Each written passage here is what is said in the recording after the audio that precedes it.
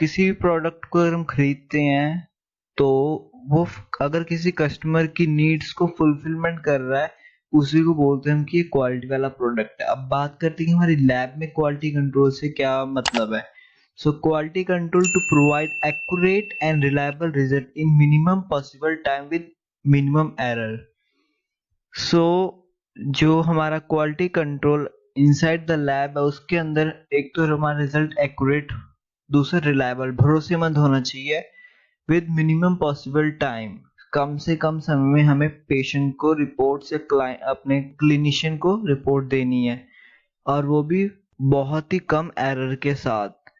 अब to achieve this in the lab we have to focus on accuracy and precision.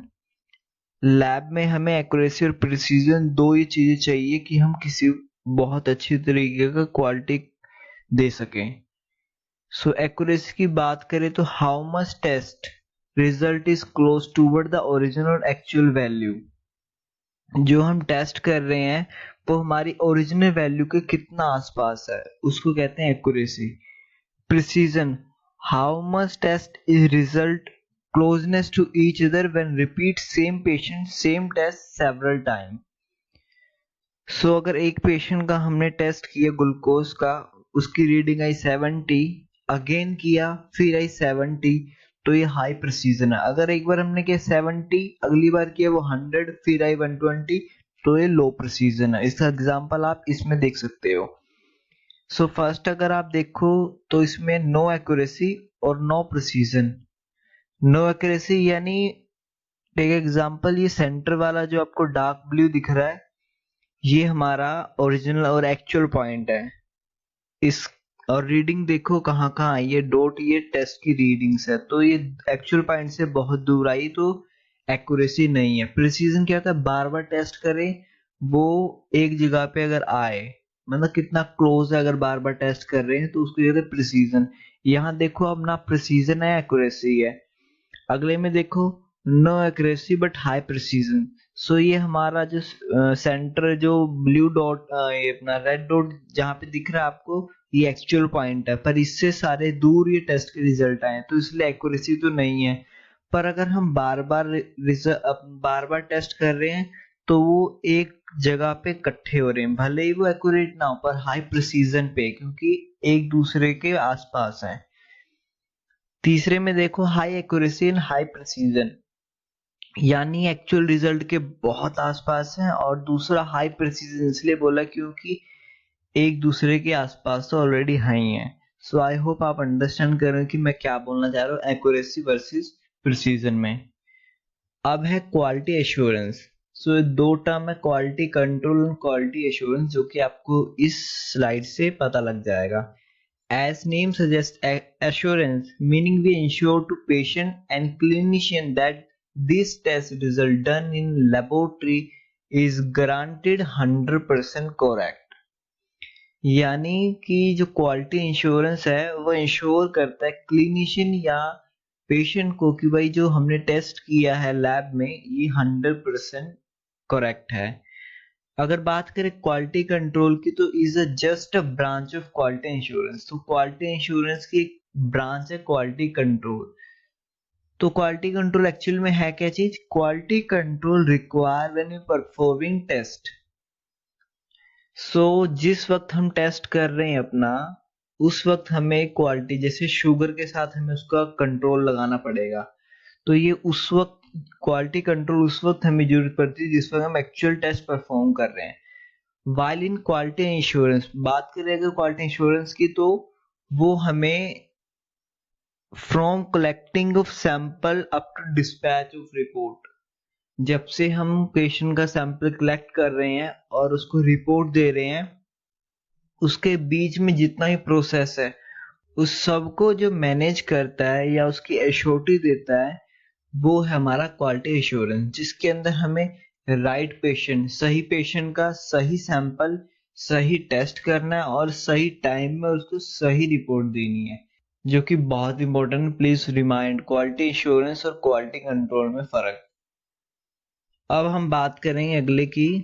Quality assurance internal quality control plus external quality control, इन दोनों, अगर ये दोनों quality control हमारे ठीक हैं तो तब भी हम बोल सकते हैं कि ये जो हमारी रिपोर्ट है ये बिल्कुल सही है। ठीक है।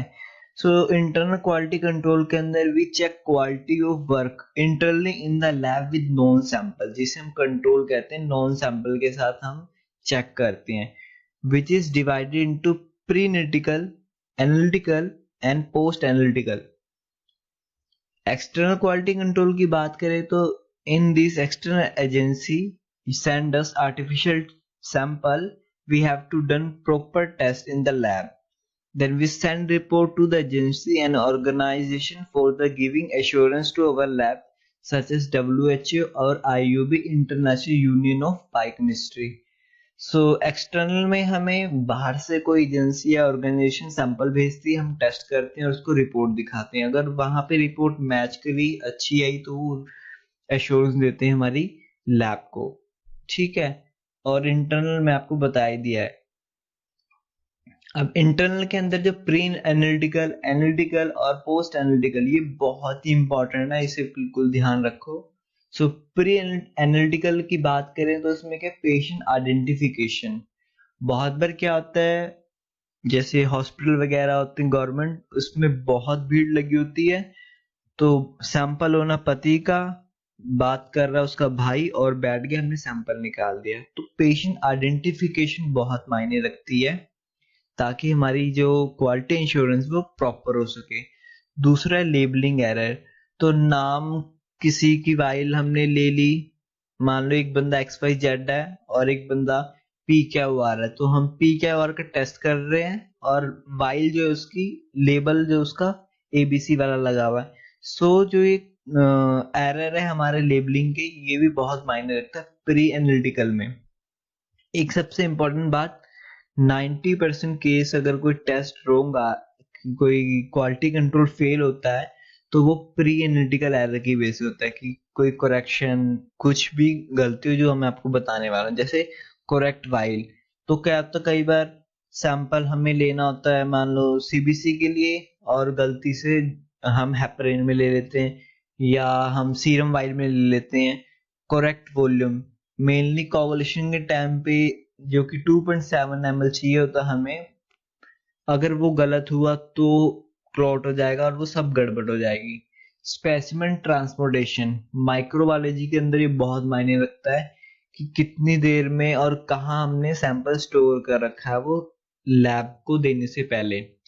कलेक्शन सेंटर जिस लेबोरेटरी में या जिस हॉस्पिटल में अलग होता है और टेस्ट कहीं और होते हैं, तो वो जो ट्रांसपोर्टेशन का टाइम है वो कितना होना चाहिए, कैसे होना चाहिए। अब जैसे कई बार हम बर्फ के वो यूज करते हैं, आपने देखा पैकेजिंग आती है, ठीक है, आइस की, सो उसमें सैंपल को ट्रांसपोर्ट कराते हैं। अगला एनालिटिकल एरर, तो इसके अंदर क्या होता है, राइट टेक्निक होनी चाहिए जो हम काम कर रहे हैं।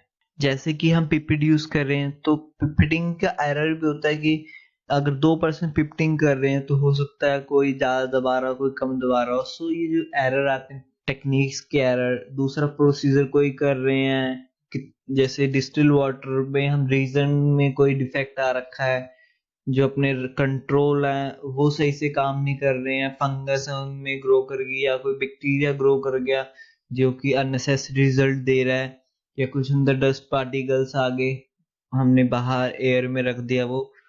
तो ये बहुत सारी चीज हैं जो कि एनालिटिकल एरर में आती है, ये हमें करेक्ट करनी पड़ेगी अगर हमें एब्सोल्यूट क्वालिटी कंट्रोल प्रोवाइड करना है। फिर आता है इंस्ट्रूमेंट। इंस्ट्रूमेंट की बात करें तो वो अच्छी तरीके से कैलिब्रेट होना चाहिए। जैसे कि कोई CBC की मशीन है, हमने सैंपल लगाया, उसने XYZ रीडिंग दे दी, हमें कैसे पता कि सही है, तो कंपनी जो कैलिब्रेटर प्रोवाइड करती है हमें उसको कैलिब्रेट करने के लिए मशीन को, तो वो हमें यूज करना है, और उसका कुछ पीरियड होता है, वीकली, मंथली, जैसे भी चेक करना है, वो SOP में लिखा होता है। ठीक है। दूसरा एग्जैक्ट टाइम। सो जैसे ESR के केस में हमें 1 आवर में रीडिंग ले लेनी पड़ती है, उसमें ज़्यादा टाइम हो गया, या हमारे पास लैब में सैंपल आ गया और हम इकट्ठा बैच लगाने के चक्कर में देर कर दी सैंपल को प्रोसेस करने में, सो उसमें भी तो ये इसके अंदर आप लैब के अंदर जो जो एरर आ सकती है वो सब इसमें इंक्लूड कर सकते हैं। मैंने आपको एक ओवरव्यू दे दिया, ठीक है। फिर तीसरा आता है पोस्ट एनालिटिकल, यानी टेस्ट होने के बाद का, जिसमें क्या राइट रिपोर्टिंग। सो रिपोर्टिंग करते हुए ऐसा नहीं कि वैल्यू हमें 10 है HB, गलती से 12 कर दिया, ठीक है। तो ये कुछ होते प्लेटलेट्स में, खासकर जब 0 की वैल्यू डालनी पड़ती है 4 लाख टू 5 लाख एग्जाम्पल के तौर में, तो हम 5000 डाल दिया, तो ये कुछ एरर होते हैं। फिर रिकॉर्ड मेंटेन करना, ये बहुत ही इंपॉर्टेंट चीज है कि हम कोई टेस्ट कर रहे हैं उसका रिकॉर्ड हमारे पास होना चाहिए, ताकि बाद में पेशेंट डुप्लीकेट रिपोर्ट देने आए तो हमें पास होनी चाहिए, जो कि क्वालिटी इंश्योरेंस का बहुत बड़ा पार्ट है। फिर राइट टेट, यानी टर्न अराउंड टाइम, जो हमें टेस्ट पेशेंट ने सैंपल दिया है उसके बाद हम जो रिपोर्ट दे रहे हैं वो कितनी जल्दी दे रहे हैं उसको, ठीक है। फिर सबसे इम्पोर्टेंट है भाई ये, मतलब ये बहुत ही इंपॉर्टेंट चीज है, जैसे कि एड्स हो गया या हेपेटाइटिस C जैसी कुछ कॉन्फिडेंशियल बीमारी होती हैं जो सबको हम नहीं बता सकते, तो उस केस में report give to right patient. ऐसा नहीं कि कोई भी रिपोर्ट आके ले गया आपसे, चेकिंग के साथ आप रिपोर्ट देते हो, ठीक है। ये भी बहुत इंपॉर्टेंट है। अब आता है टोटल क्वालिटी मैनेजमेंट। ये देखिए, it is a broad term under which we have, तो ये टोटल क्वालिटी मैनेजमेंट, जैसे कि आपको नाम से पता चलेगा, टोटल यानी सब आ जाएंगे इसके अंदर, क्वालिटी मैनेज करने वाले मैनेजमेंट, ठीक है। सो कॉस्ट मैनेजमेंट आती है इसके अंदर की, जो हम सब कुछ लैब का जो पूरा टेक, जो हमारे टेक्नीशियन काम कर रहे हैं या जो हमारा टेक्निक है यूज हो रही है, जो अपना इंस्ट्रूमेंट यूज हो रहे हैं, कंट्रोल यूज हो रहे हैं, तो इन सब की कॉस्ट मैनेजमेंट की, भाई कौन सा यूज करना चाहिए, कैसा यूज करना चाहिए, ये सब। क्वालिटी इंप्रूवमेंट, कि भाई डे बाय डे हम कैसे इंप्रूव करें हमारी लैब की क्वालिटी को, ठीक है, by taking a very high accuracy level of instrument, okay. Then जो हमारा कंट्रोल होना चाहिए वो बहुत ही अच्छी तरीके से हमें मैनेज करना पड़ेगा। दूसरा फिर क्वालिटी इक्विपमेंट, तो जो जैसे हमारे इंस्ट्रूमेंट वगैरह होते हैं उनको भी हमें कैलिब्रेटर से कैलिब्रेट करते रहना चाहिए, ठीक है। ऐसा नहीं एक बार कैलिब्रेट किया और 6 महीने तो पता ही नहीं हमें भाई रीडिंग सही आ रही नहीं आ रही, तो हमें कुछ पता ही नहीं। तो एक तो होता है कि जो हमें सैंपल टेस्ट कर रहे हैं उसका कंट्रोल, एक होता है कैलिब्रेटर, ठीक है। कैलिब्रेटर मशीन में यूज करते हैं, भाई मशीन अच्छी तरीके से काम करी या नहीं, बहुत डिफरेंस नहीं होता, बस नाम का डिफरेंस है, ठीक है। फिर आता है क्वालिटी एश्योरेंस, जो कि टोटल क्वालिटी मैनेजमेंट का एक हिस्सा है। क्वालिटी कंट्रोल, ठीक है, जैसे कि मैंने बताया कि ये क्वालिटी इंश्योरेंस का एक पार्ट है, टोटल क्वालिटी मैनेजमेंट के अंदर ये भी आ गया। फिर क्वालिटी प्लानिंग, तो ये भी एक इसका पार्ट होता है टोटल क्वालिटी मैनेजमेंट का, कि प्लान क्या करें हम नया, जो कि क्लिनिशियन पेशेंट को और ज्यादा हम सुविधा दे सकें उसको, ठीक है। सो ये सब प्लानिंग के अंदर आता है कि और क्या क्या प्लानिंग होनी चाहिए हमारी, कि जिससे कि हमारा जो कस्टमर है वो संतुष्ट रहे, ठीक है। फिर क्वालिटी ह्यूमन रिसोर्स ट्रेनिंग, तो जो कोई भी मशीन आई या कंट्रोल आया, हम सिखा भी रहे हैं, जो अंदर टेक्नीशियन है जस्ट आया और उन्होंने भी अपने मतलब से कर दिया और बस परे मारा। सो ये सब चीजें टोटल क्वालिटी मैनेजमेंट के अंदर आती हैं। वैसे बहुत बड़ा टॉपिक है, सो मैंने आपको एक ओवरव्यू दे दिया, ठीक है। उसके बाद इसमें कुछ एरर भी आते हैं, रैंडम एरर, सिस्टमेटिक एरर, वो किसी एक अलग वीडियो में कवर करेंगे। अभी फिलहाल आप जो मैंने बताया इसको रिकैप करो, ठीक है।